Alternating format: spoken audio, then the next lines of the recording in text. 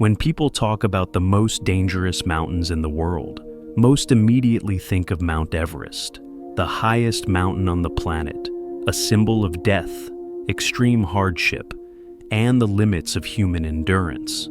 But if you look purely at the numbers and the realities of mountaineering history, Everest is not the deadliest mountain. For decades, that title has belonged to a far less talked about peak, Annapurna I. What makes it terrifying is not its absolute height, but the way it kills, fast, without warning, and without giving climbers a second chance. Annapurna isn't the highest, but it is the most dangerous. Annapurna I was the first mountain over 8,000 meters ever climbed in human history in 1950 by a French expedition led by Maurice Herzog. That achievement secured Annapurna a permanent place in mountaineering history. But few people talk about the cost that followed. Herzog and his teammate Louis Lachenal both suffered severe frostbite, leading to the amputation of multiple fingers and toes. From its very first ascent, Annapurna sent a clear message: reaching the summit does not mean victory. Annapurna I rises to 8,091 meters, nearly 800 meters lower than Everest. In theory, that makes it seem more manageable. But this difference creates a dangerous misconception. Annapurna I's not famous, not crowded, and does not see a constant stream of climbers each season. That means less real-world data, fewer standardized routes, and far fewer chances for assistance when something goes wrong. Throughout modern mountaineering history, Annapurna has had a fatality rate of around 30%, meaning that for every 3 people who reached the summit, 1 never returned. That figure is higher than for any other 8,000-meter peak. For decades, Annapurna I has had the highest fatality rate of any 8,000-meter peak. At certain times, the figure hovered around 25–30%, while Everest, despite being far more dangerous in reputation and far more crowded, has typically maintained a fatality rate below 5%. This has made Annapurna a source of deep unease among professional mountaineers. It is not a place for small mistakes, nor a mountain where one goes to build experience. The Annapurna region is heavily influenced by the monsoon and Nepal's complex weather systems. Conditions can shift extremely fast, from mild sunshine to full blizzards in just a few hours. This makes predicting a true safe weather window far more difficult than on Everest. Many expeditions have been caught out not because forecasts were wrong, but because real conditions changed far more rapidly than expected. A quiet base camp and a psychological trap.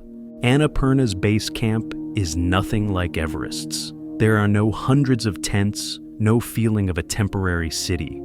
It is quiet, orderly, and gives the impression of a pure expedition.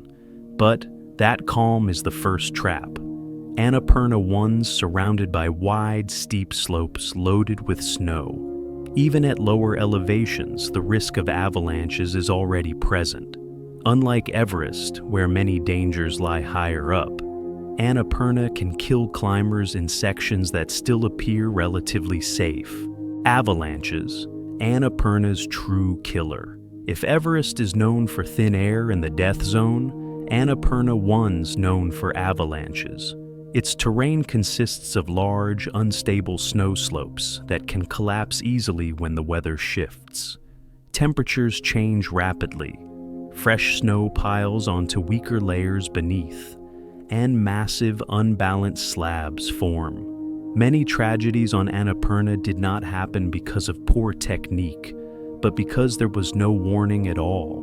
Entire climbing teams have vanished in seconds, without time to send a distress signal and without any real chance of survival. No section is ever truly safe. What makes Annapurna especially dangerous is the absence of clearly safe zones. On Everest, many sections are fixed with ropes, supported by Sherpa teams, and guided by relatively standardized procedures. Annapurna offers none of that. Camps are often positioned beneath avalanche-prone slopes, and the routes between them are fully exposed.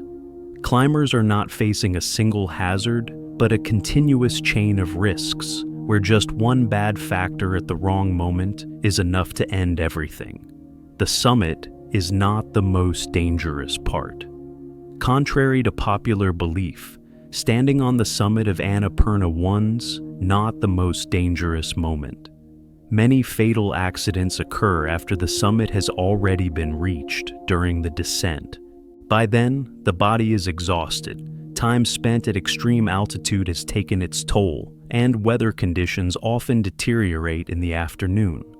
Avalanches also become more likely as temperatures rise slightly.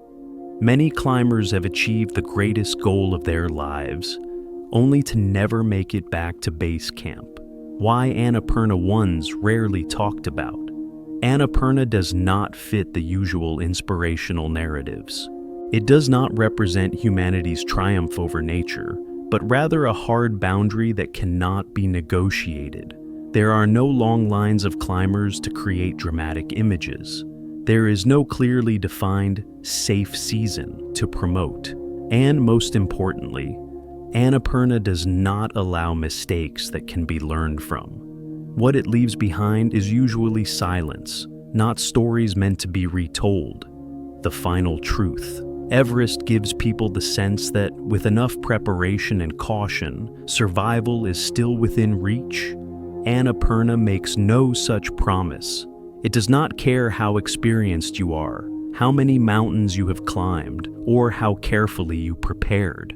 That is why, among professional mountaineers, Annapurna I's always spoken of with a special kind of caution. Not because it is the highest, but because it does not forgive. If you made it this far, thanks for watching. Hit subscribe if you want more stuff like this. And let me know in the comments which part of the climb shocked you the most. See you in the next one.